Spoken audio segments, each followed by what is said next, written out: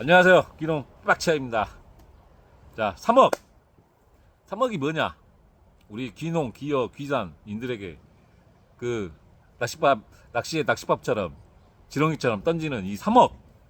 우리는 좋다고 무는 이 3억이 뭐냐 도대체. 자, 3억을 한번 얘기해 볼게요. 이 3억은 우리가 귀농, 귀산, 귀어를 귀농이라고 할게요. 그냥 통칭해서 귀농을 할 때 나라에서 그 지원을 해주는 최대한의 융자 금액이 3억 최대. 그래서 이제 귀농은 이자가 1.5%, 나머지는 고정 2% 되겠습니다. 그러면 지금 금리가 워낙 높으니까 사실상 이제 고정 2%면 굉장히 싸죠. 지금은 고금리 시대니까. 그래서 이제 이 3억은 애초에 옛날 꽃날에는 만약에 3억을 다 땡기면 본인을 줬어요. 3억을 알아서 쓰세요 이렇게. 아 정말 그 시절이 정말.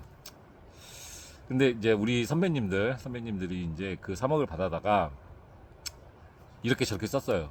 농업 말고 막 뭐 여기저기. 그러니까 이제 나라에서 이제 안 되겠다, 3억을 그렇게 주지 말고 그 업체한테 줘라, 이제 이렇게 바뀐 거예요.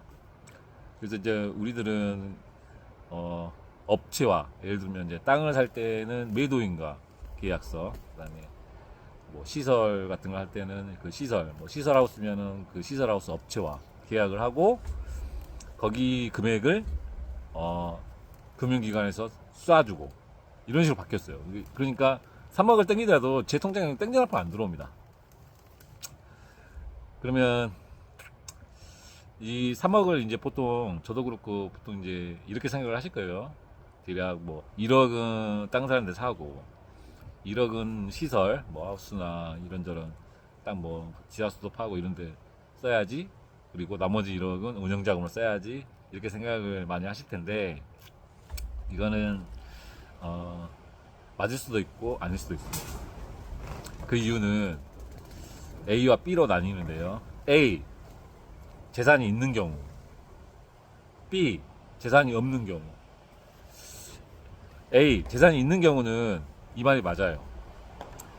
재산이 있는 경우에는 자기 담보 물건으로 3억을 땡기는 거기 때문에 그걸 운영 자금으로 쓰든 시설 자금으로 쓰든 가능합니다. 근데 문제는 이제 재산이 없는, 저처럼 재산이 없는 경우에는 물론 이제 이게 이제 보증 재단이라는 곳에서 보증을 해주거든요. 그러면 보증 재단에서 보증이 되는 물건만 가능하겠죠. 그게 뭐냐면 땅, 토지, 그다음에 토지 위에 심는 작물 정도예요. 그러니까 하우스라든가 뭐 관정, 뭐 하여튼 시설에 관련된 거는 일체 보증을 안 해줍니다. 그러니까 저같이 돈 없는 사람이 3억을 땡겨서 땅을 살 수 있어요.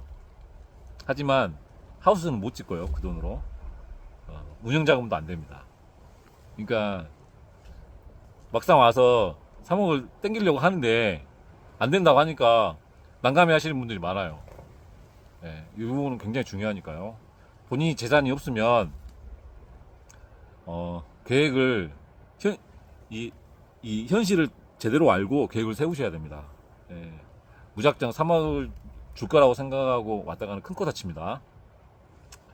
그래서 이제 A, 재산이 있는 경우와 B, 재산이 없는 경우는 완전히 틀리다. 그리고 이제 B의 경우, 재산이 없는 경우에는 그 보증재단에서 이제 보증을 해주는 거잖아요. 그래서 보증료도 내야 돼요. 왜냐 저 같은 경우에는 이제 산림조합에서 저는 이제 귀산을 했거든요. 그래서 물론 귀산 플러스 귀농도 했습니다. 귀산, 그 다음에 귀농, 귀어, 이 세 개를 동시에 할 수도 있어요. 하지만 합산 3억입니다.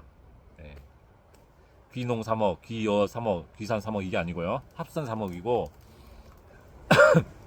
저희 전라남도 무안구는 이 바다에 이렇게 인접해 있거든요. 그래서 여기가 기본적으로 농촌이고 그 다음에 산촌인과 동시에 오촌입니다. 그래서 여기 무안군의 경우에는 귀산, 귀어, 귀농이 다 됩니다. 저는 이제 기본적으로 귀산을 했고요. 그 다음에 부모님이 이제 농업을 하고 계시니까 귀농까지 이렇게 플러스로 해서 귀산과 귀농을 같이 하고 있습니다.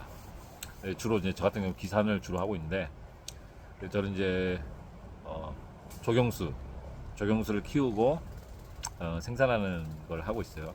그 다음에 그라스도 좀 하고 있고요. 그래서 제가 하고 있는 건 차후에 또 말씀드리고, 그래서 사막을 땡기는 거는 이런 A와 B에 의해서 차이가 많이 난다.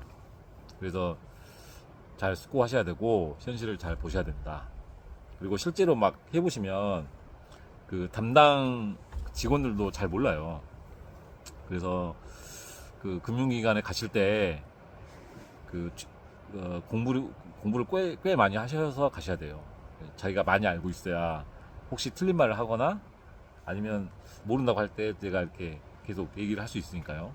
아무것도 모르고 가시면 직원도 그 담당 직원도 물론 잘할 수 있습니다만은 잘 모를 수도 있어요.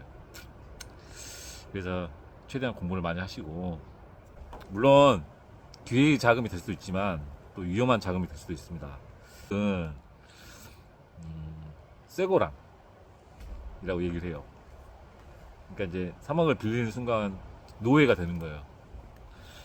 뭐 그 말도 맞긴 맞는데 사막을 어떻게 쓰느냐에 따라서 그 사막을 잘 써야겠죠. 그래서 사막을 당겼을 때 이런 점이 있으니까 잘 알아보시고 하셔라. 그리고 계획을 세우실 때 혹시 저처럼 잘못 알고 또 잘못된 계획을 세우지 않게 제가 말씀을 드리는 겁니다.